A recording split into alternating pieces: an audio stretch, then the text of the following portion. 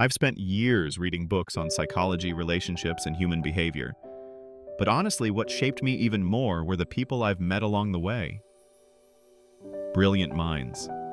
People who could solve equations faster than I could finish a cup of coffee. People who could lead a team with vision and clarity. People who seemed to have everything figured out. And yet, when it came to love, these same intelligent people were often the loneliest, the most confused, and sometimes the most heartbroken. It always puzzled me. Why do the smartest people I know, the ones who shine in every other area of life, seem to stumble when it comes to love? And the more I listened to their stories, the more I realized there are patterns, 6 of them to be exact. One of my closest friends, T, once confessed that he liked a girl deeply, but instead of telling her, he spent a whole week analyzing every single detail, her tone, her smile, her choice of words, trying to decode whether she liked him back. By the time he gathered the courage, she had already assumed he wasn't interested. She moved on, and he was left wondering what could have been. Overthinking can be paralyzing. And I've seen this happen to so many intelligent people. It's not that they don't care. It's that they care too much to risk being wrong.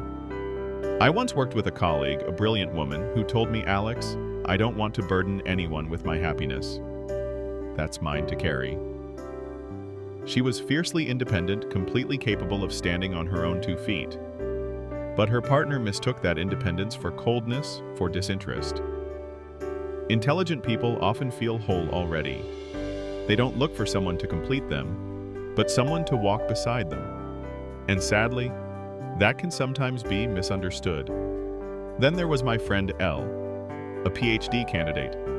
She told me straight to my face, "I'm not going to date until I finish my dissertation." To her, romance was a distraction from her bigger goal. And I admired her clarity, but I also saw how lonely it could make her. Intelligent people don't easily abandon their goals. They'd rather wait, delay, even sacrifice love in the short term than risk losing focus on what matters most to them.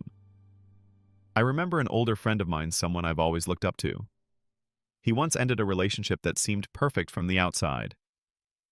When I asked him why, he simply said, "She's wonderful, but she doesn't share my values." Intelligent people often set the same high bar for their relationships that they set for themselves. And if someone doesn't meet that standard, they'd rather walk alone than settle. There's also the friend who, even when she admitted she liked someone, couldn't help but ask herself, "Do I actually like him? Or am I just influenced by the movies I've seen?" She dissected her feelings like a scientist trying to find evidence for why she felt the way she did. And by the time she was done analyzing, the moment of natural connection was gone. Love isn't always logical, but intelligent people struggle when they can't rationalize it. Finally, I think of a man I know who is now in his mid-30s. Brilliant, kind, deeply self-aware, still single.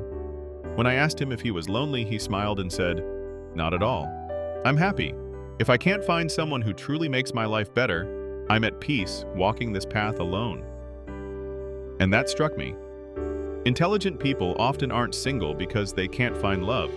They're single because they choose to be. So let me ask you, have you ever sat across from someone you really liked?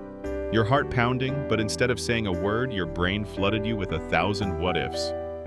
Or maybe you're like my colleague, fiercely independent to the point where someone mistook your strength for indifference.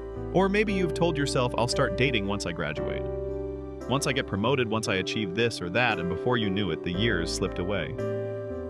Have you ever raised your standards so high that no one seemed to measure up and you told yourself it's better to be alone? Or maybe you've second-guessed your own feelings so much that you let the moment pass you by. And maybe, just maybe, you've decided, like my 35-year-old friend, that you're not lonely, you're free. So, tell me which of these pictures feels most like you. What I've learned from all these people is this: highly intelligent people don't fail at love. They just approach it differently, slower, deeper, more carefully. They're not reckless with their hearts, and that can make them seem distant. But in truth, it only means that when they finally choose, they choose with everything they have. If you're intelligent and single, don't think of yourself as broken or unlucky. You may just be waiting for the love that is right, solid, and truly worthy of you. And if you've ever loved someone who was intelligent but hard to reach, Maybe now you see they weren't ignoring you. They were valuing you in the only way they knew how. So which one of these reasons resonates with you most? Share your story in the comments. I'd love to hear it. And don't forget to like, subscribe, and hit the bell so we can keep exploring the psychology of love and life together here at Hi Day Psych.